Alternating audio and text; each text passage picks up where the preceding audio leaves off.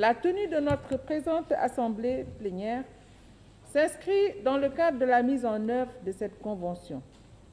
Elle offre ainsi l'occasion aux participants de revisiter et de se familiariser avec le répertoire des emplois et titres dans les secteurs économiques et par branche professionnelle, de prendre connaissance des objectifs du plan national de renforcement du dialogue social et de la procédure de conclusion des conventions collectives, d'être imprégné sur la portée des titres de qualification professionnelle et l'importance des formations professionnelles. Enfin, de définir un cadre de partenariat pour la mise en œuvre d'actions contribuant à la réactualisation des conventions collectives et des annexes de classification des emplois.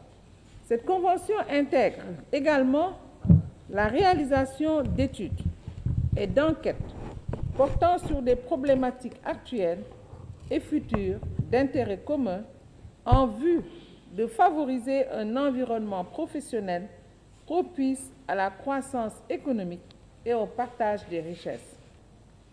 Nous mesurons ce partenariat à sa juste valeur, surtout en ces moments de forte angoisse, encore marqués par les effets de la pandémie de Covid-19, qui a bouleversé et continue de bousculer toutes les certitudes à l'échelle mondiale depuis presque 2 ans.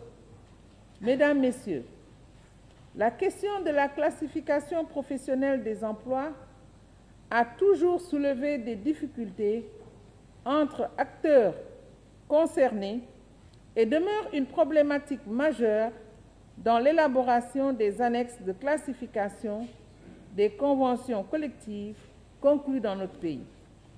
Force est de constater que les relations de travail sont à la croisée des chemins en raison de l'évolution technologique et de l'apparition de nouveaux métiers et profils d'emploi qui bouleversent constamment la nature des relations professionnelles à l'échelle mondiale. Aujourd'hui, nous parlons de télétravail. C'est un terme qui n'était pas connu jusqu'à la survenance de la pandémie au Sénégal.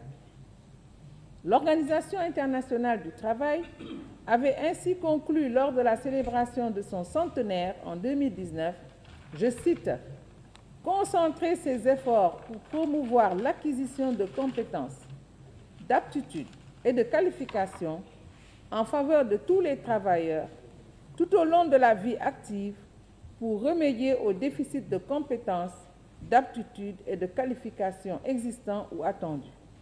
Adapter les systèmes d'éducation et de formation aux besoins du marché du travail en tenant compte de l'évolution du travail. Renforcer la capacité des travailleurs de tirer parti des possibilités de travail décent face à ces mutations dans les profils d'emploi et les compétences. Une adaptation et une mise à niveau des annexes de classification des conventions collectives sectorielles est devenue une urgente nécessité. À ce titre, l'expertise de l'ONFP est essentielle et devrait être mise à contribution pour accompagner les partenaires sociaux au niveau sectoriel dans l'élaboration des annexes de classification des conventions collectives. Je voudrais donc inviter les différents acteurs concernés à s'approprier pleinement le répertoire des emplois et titres dans les secteurs économiques et par branche professionnelle au Sénégal, mais également à prendre conscience de la portée de ces titres de qualification dans la formation professionnelle. C'est l'occasion pour moi d'exprimer au nom de tous les membres du Haut Conseil du dialogue social et en mon nom propre, notre profonde reconnaissance et nos sincères remerciements à l'endroit de l'ONFP pour cette marque de confiance en l'institution nationale de promotion du dialogue social.